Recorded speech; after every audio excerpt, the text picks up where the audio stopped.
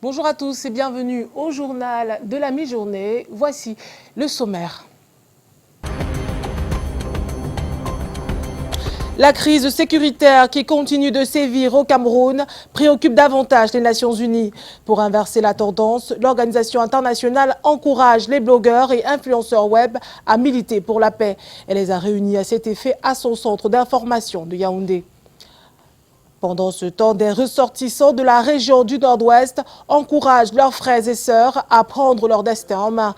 Installés à Ambam, dans la région du Sud, ils vivent de l'agriculture et aimeraient que leur exemple soit pris comme modèle. Et enfin, en culture, Ariel Chené, le célèbre chanteur ivoirien, est au Cameroun. Il a donné un spectacle dans la ville de Bafoussam, un moment de communion à revivre au bas de ce journal.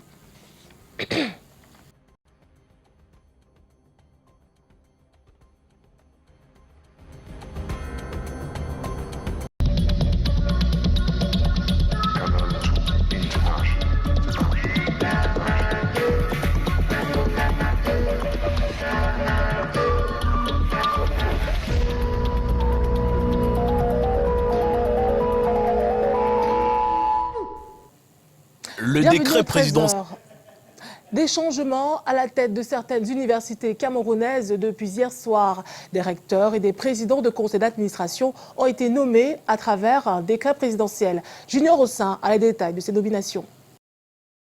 Le décret présidentiel du 11 juillet 2019, signé par le président de la République et portant nomination des responsables dans certaines universités d'État du Cameroun, fait de Tchombon Beban Sami, pro-chancellor de l'université de Bamenda. L'université de Tchang a comme nouveau président du conseil d'administration Ndembiembe Paul Célestin, celle de Marois Apou PCA Abdoulaye Babale. Aboubakar est donc le nouveau président du conseil d'administration de l'université de Gaoundéré et Mungenzomone Thiam Ondo Suzanne, nouvelle présidente du conseil d'administration de l'université de Yaoundé 1. Le même décret présidentiel fait du professeur Ondoa Magloire, doyen de la faculté des sciences juridiques et politiques de l'université de Yaoundé 2, soit le nouveau recteur de l'université de Douala, en remplacement François Xavier Etoile.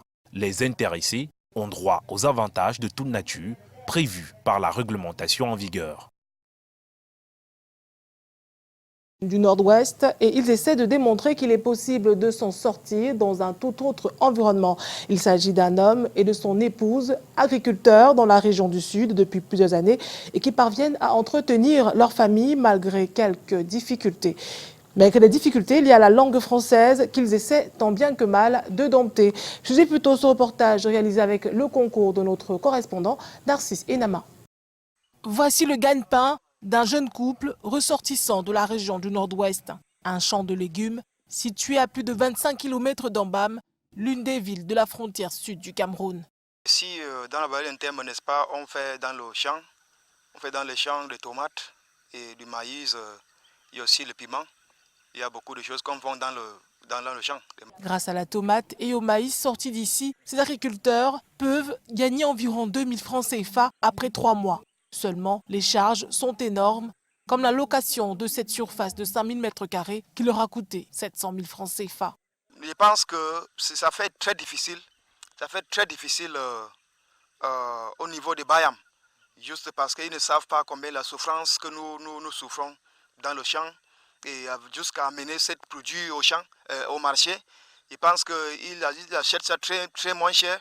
Ça nous vraiment rend très, très mal aussi. Bon, nous voulons dire que à ce moment, ça nous fait très difficile pour vendre. C'est depuis près de 10 ans que le couple a quitté son Nord-Ouest natal. Diplômé, c'est le manque d'emploi qui les a poussés à se tourner vers l'agriculture. Ça m'encourage parce qu'on a fait l'école et il n'y a rien à faire comme le travail du gouvernement. Et ça nous fait aussi pour chercher quelque chose qu'on peut faire la vie avec. Aujourd'hui, monsieur et madame Forbin Gottfried sont plutôt satisfaits de leur vie et ils encouragent tous les jeunes chercheurs d'emploi à suivre leur exemple. La région du Nord-Ouest et celle du Sud-Ouest en crise depuis plusieurs années préoccupent les Nations Unies qui viennent de prendre une nouvelle initiative dans la ville de Yaoundé. On en parle avec Karel Mezatia Choya. Bon après-midi Karel. Merci Vanessa Melakamdem, Madame, Messieurs, bon après-midi. Effectivement, Vanessa Melakamdem, vous l'avez dit, la situation sécuritaire qui sévit dans certaines parties du Cameroun depuis des mois maintenant préoccupe au plus haut point le Centre d'information des Nations Unies. Et pour résoudre ces différentes crises et pourquoi pas restituer la paix au Cameroun, le centre en question a organisé une formation à l'intention des blogueurs, des influenceurs web, des acteurs de la société civile, entre autres, formation qui a permis aux différents participants de mettre sur pied de nouvelles stratégies plutôt efficaces. On voit cela dans ce sujet réalisé avec le concours de Michel Foucault. Le Cameroun fait face à des tensions sécuritaires dans les régions du nord-ouest, du sud-ouest et dans le septentrion. Les messages de haine, très souvent véhiculés dans les réseaux sociaux, amplifient davantage la situation. Face à ce constat, le Centre des Nations Unies pour l'information pense que les blogueurs, influenceurs web, religieux, acteurs de la société civile peuvent inverser la tendance afin que règne la paix dans notre pays. C'est ce qui justifie le renforcement de capacités de ces différents acteurs organisé ce 11 juillet à Yaoundé. Nous, du groupe, nous sommes en charge des réseaux sociaux, donc notre cible est connectée à 100% ou à la majeure partie du temps. Donc il sera question de voir quel genre de campagne on va mettre en ligne pour pouvoir sensibiliser ceux-là. D'abord, nous avons pensé à un ciblage des participants, c'est-à-dire les administrateurs de groupes, Facebook par exemple, les administrateurs de diverses plateformes, des sites web. Nous avons un destin commun. Nous sommes condamnés à vivre ensemble et il nous appartient aujourd'hui de choisir de quelle façon nous voulons, sous quelle forme nous voulons vivre ensemble. Soit dans la paix où tout le monde est gagnant ou alors dans une situation de crise où forcément il y aura soit tout le monde perdant ou alors certains gagnants et d'autres ayant perdu. Et créer une plateforme de la société civile, comme vous appelez donc plateforme de la société civile, qui est censée donc lutter pour la paix, donc lutter contre les messages de haine et par conséquent lutter donc pour la paix dans notre pays. La synergie d'action semble donc être le maître mot pour la résolution de la crise au Cameroun. Prenons à présent les nouvelles de la première journée du sommet de haut niveau Cabrit à Brazzaville. Depuis quelques jours, un appel à plus de solidarité pour sauver la vie aux personnes vivant avec le VIH a été lancé. Appel parallèle à celui adressé à la communauté financière internationale pour qu'elle mette plus de fonds à disposition. C'est ce que nous confirme à notre envoyé spécial Ghislain Pierre-Essonneau. En 3 décennies, le sida a fait 17 millions de morts en Afrique, un continent qui a connu 500 nouveaux décès en 5 ans et autant d'infections. Dans la même période, ce sont 5 milliards de dollars de déficit enregistrés en termes financiers. Et les perspectives ne sont pas bonnes, tant le Fonds mondial de lutte contre le sida, la tuberculose et le paludisme sera réuni à Lyon en France pour exiger la quote-part de l'Afrique ou suspendre ses financements en décembre.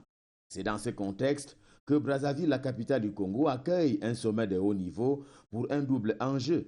Pendant que nous faisons les discours ici maintenant, combien de personnes meurent de sida quelque part en Afrique? C'est pour ça que je pense qu'il faudra qu'on dépasse le seuil des discours et que nous appelons nos gouvernements à atteindre le seuil de 10% du PNB pour les soins de santé premièrement. Mais également, nous retournons vers les partenaires pour que de plus en plus qu'ils accroissent leur appui pour les soins de santé. Le Fonds mondial s'est réuni à Lyon. Nos pays sont tous en difficulté économiquement et des problèmes de sécurité. Comment nous allons participer au Fonds mondial de la santé dans ce contexte? L'épouse du président congolais suscite l'adhésion, car d'ici à 2020, le continent devra mobiliser 22 milliards de dollars pour éviter près de 8 millions d'infections et 3 millions de morts. La catastrophe exige maintenant que chaque État accède à l'urgence de 15% taux du budget public à consacrer à la santé. Mais je vois qu'il est toujours nécessaire qu'on soit appuyé, qu'on soit soutenu, afin qu'on continue à lutter ce fléau. Raison pour laquelle nous demandons aux partenaires, aux différents partenaires, d'appuyer le Burundi, d'appuyer l'Afrique. Car avec la solidarité, on peut arriver très loin. À Brazzaville, au Congo, on s'accorde à dire que financer la santé n'est pas une dépense, mais un investissement. L'urgence et l'importance des problèmes démographiques au Cameroun, sujet phare lors de la célébration de la Journée mondiale de la population le 11 juillet à Kribi, célébration qui a donné l'occasion au ministre de l'économie, de la planification et de l'aménagement du territoire de faire le point sur les réalisations des objectifs du programme du Caire. On voit cela avec Alain Ghislain Kanga et Constant Kanga. Entre 1998 et 2014, le nombre moyen d'enfants par femme est passé de 5,2 à 4,9 au Cameroun. Entre 1998 et 2001, le taux de mortalité infantile est passé de 77 à 62 000 naissances vivantes. Des statistiques relevées par le ministre de l'économie, de la planification et de l'aménagement du territoire le 11 juillet dernier à Kribi, à l'occasion de la Journée mondiale de la population. Les pouvoirs publics sont mobilisés pour apporter des réponses appropriées aux problèmes identifiés afin de conduire les populations vers l'épanouissement. Épanouissement avec un impact réel sur le développement harmonieux de la nation, mais aussi sur celui de leur famille. Alamine Ousmane May a fait l'évaluation des engagements de la Conférence internationale sur la population et le développement au Caire en 1994. Le Fonds des Nations Unies pour la population a tenu à rappeler ses promesses, une fois encore, aux dirigeants. C'était d'appeler toutes les parties prenantes au développement durable et de leur montrer l'importance de la centralité, comme l'a dit son Excellence Monsieur le Ministre, des questions de population et essentiellement les questions de l'émancipation des femmes et des jeunes filles et des jeunes. Cette 30e édition de la Journée mondiale de la population s'est tenue sous le thème « Dividende démographique, une opportunité pour l'émergence en 2035 ». En diplomatie, la coopération entre le Cameroun et la Corée est au beau fixe. Coopération davantage renforcée lors du concert de Panzeri donné par ce pays frère et ami hier ici dans la cité capitale. Un événement culturel vécu par des hôtes de marque conviés pour la circonstance par l'ambassadeur de Corée au Cameroun. On revient sur cette belle célébration avec le concours de Serge Alain-Sibou.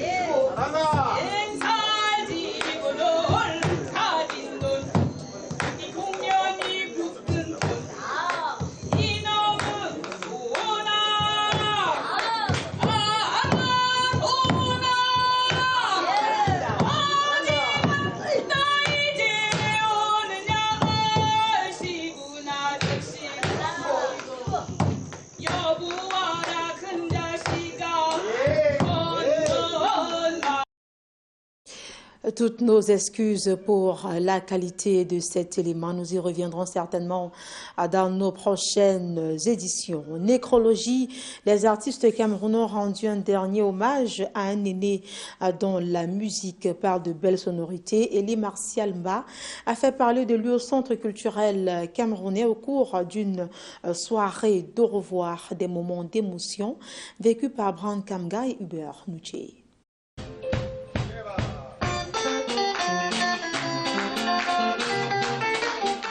Les artistes musiciens immortalisent l'âme d'Elie Martial Mba, l'un des chanteurs et grands guitaristes de sa génération.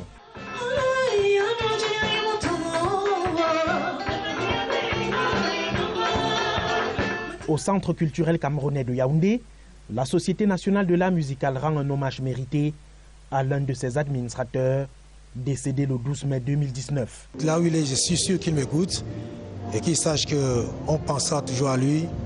Et que tous les administrateurs, tous les membres de la SONACAM ont beaucoup peiné quand ils ont appris qu'il est décédé. Donc aujourd'hui, Elie Martial Mba, que ton âme repose en paix. De la musique pour dire au revoir à cet ethnomusicologue peu connu de la jeune génération. Il fut l'un des fondateurs de la compagnie musique de l'armée camerounaise. Sam Fantoma, Otto Marcelin, Dr Tonier et les autres donnent de leur voix pour celui qu'ils considèrent comme un homme modèle. C'était un homme qui prônait le rassemblement et surtout, c'était un combattant pour la juste cause de la révalorisation de l'art musical et de l'artiste musicien au Cameroun. C'est le plus grand souvenir que j'ai de lui, quelqu'un d'exigeant sur la beauté de ses œuvres. Emporté par la maladie à 68 ans, Eli Matumba, fervent défenseur des droits des artistes, sera inhumé ce samedi 13 juillet dans son village natal, Antoa Pakribi, dans l'océan. Pendant qu'un acteur culturel s'en va, un autre fait parler de lui en prônant à l'unité. C'est ce que vous nous dites du côté de Douala, Vanessa Melakamdem. Effectivement, Karel Mezatia Choya, il s'agit du chanteur Kimani, le chanteur de reggae camerounais qui rappelle à ses compatriotes et à tous les Africains la nécessité de rester unis. Il le fait à travers son 4e et dernier album intitulé Unity is Urgent. Cet album a été présenté à la presse. Lil Pidjout est à cet événement. Face à la presse à Douala, l'artiste Kimani appelle de tous ses voeux à l'unité de l'Afrique. Sinon, comme il le dit lui-même, le continent boira tous les poissons de la civilisation. En Afrique, on doit circuler, il ne doit pas avoir de problème pour passer d'un pays à un autre. Il est inadmissible qu'au XXIe siècle, que l'Afrique soit autant riche et qu'il soit le continent le plus pauvre. C'est inadmissible. Dans son dernier album de 13 titres baptisé Unity is Urgent, enregistré avec les musiciens de Lucky Dube, Kimani fait le tour des questions urgentes de l'heure. En Afrique, les élections ne sont jamais transparentes. Généralement, on va aux élections et c'est pas toujours ceux qui devraient gagner qui gagnent. C'est pas un truc particulier à notre pays, c'est quelque chose qui se passe partout en Afrique. Donc, pour moi, l'idée de conscientiser les jeunes à comprendre que c'est pas dans la violence qu'on peut résoudre nos problèmes. Kimani, de son vrai nom Kimani Kenye Blaise, est l'un des rares jeunes à produire un album 100% reggae au Cameroun. Sur les traces de l'un de ses mentors, Lucky Dube, il a eu la chance pour ce 4e album, Unity is Urgent, de travailler dans le studio Downtown Music Hub à Johannesburg en Afrique du Sud, où ont travaillé les artistes tels que Brenda Fassie, Myriam Makeba et Lucky Dube lui-même. Il revient d'une tournée africaine et européenne et il ne reste plus qu'au mélomane de savourer le fruit de ces années de recherche. Ariel Chenet, l'artiste ivoirien qui a le vent en poupe actuellement au Cameroun, était à Bafoussam. Il a offert un spectacle très apprécié par ses fans de cette partie du Cameroun. L'auteur de Amina, la chanson qui a atteint 13 millions de vues sur YouTube en quelques mois, était entouré de quelques artistes du terroir. La correspondance de Michel Foucault. Pour sa première fois d'arrivée au Cameroun, l'artiste Ariel Chenet a été accueilli à Bafoussam par de nombreux fans de la région de l'Ouest, où il a tenu un spectacle géant. À ses côtés, l'artiste Dynastie Le Tigre, qui dit remplir l'un de voix morale. Ici, mon frère m'a toujours bien accueilli dans son pays. Quand il vient dans mon pays aussi, il doit se sentir en sécurité. Donc je suis venu l'accompagner et il ne connaissait pas Bafoussam, mais il avait peur, qu'est-ce que c'est du sérieux. Je lui ai dit, bro, je porte ça sur moi, je t'accompagne à Bafoussam pour que tu sois rassuré. Et je crois que lui-même, il se rend compte que la jeunesse de Bafoussam, c'est vraiment chaleureux. Je suis très content d'être là, vu que c'est la même famille. Dynastie et moi, c'est pas aujourd'hui on se connaît. Depuis Abidjan, voilà, on a fait des choses ensemble. Et aujourd'hui, on est un peu plus que des frères. Donc, ça va de soi, c'est normal qu'il soit là pour nous soutenir. Et puis, voilà, la population de Bafoussam sera très, très, très contente tout à l'heure. Organisé sous le label Bafo Life, l'événement de Bafoussam a connu une effervescence à la dimension des artistes invités, qui ont tenu en haleine le grand public toute la soirée durant. Pour les artistes camerounais invités à ce rendez-vous historique, il était beaucoup plus question de faire rayonner l'image de marque du Cameroun à travers le drapeau national et les messages forts.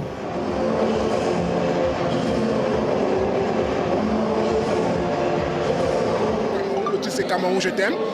C'est la chanson qui est en promotion.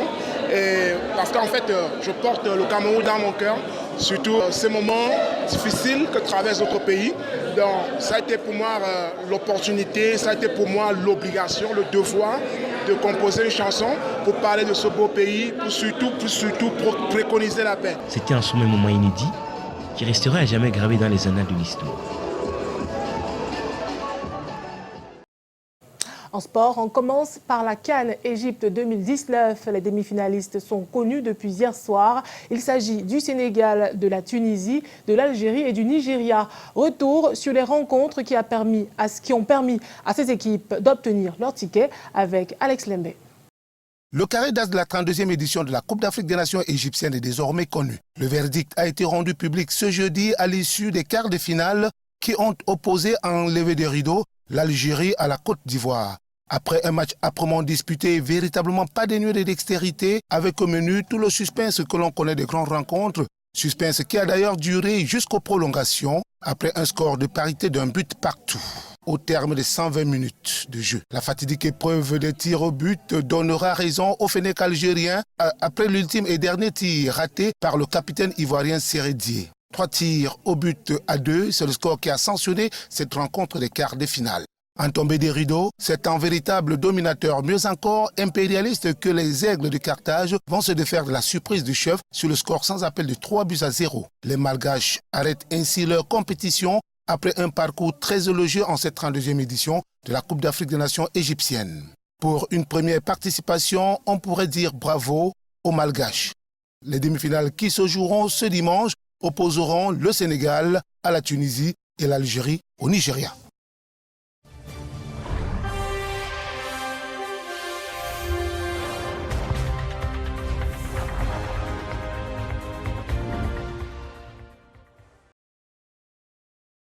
Et bien que l'actualité sportive soit assez pauvre ces derniers jours au Cameroun, quelques rendez-vous sport sont à noter ce week-end. Billard, cyclisme, Grand Prix Chantal Biya qui se prépare déjà. Et bien sûr, les CAN de volleyball et de football qui se jouent en Égypte. Alex Lembe pour les détails. Montons tout d'abord au filet et parlons de la Coupe d'Afrique des Nations féminines de volleyball.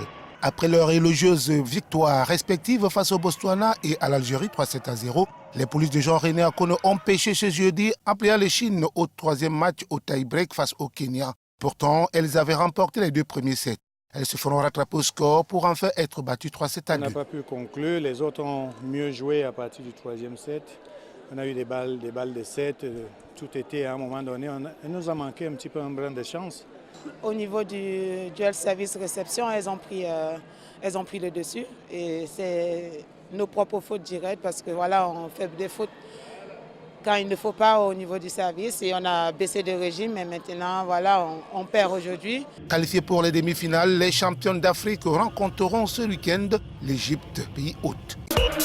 Une CAN pouvant en cacher une autre, chaussons donc d'Ogodas et parlons à présent de celle de football qui a rendu son verdict des demi-finalistes ce jeudi. Après les rencontres de quart de finale, le carré d'as s'est constitué ainsi qu'il suit. Le Sénégal jouera contre la Tunisie et l'Algérie sera face au Nigeria. Les demi-finales se joueront ce dimanche.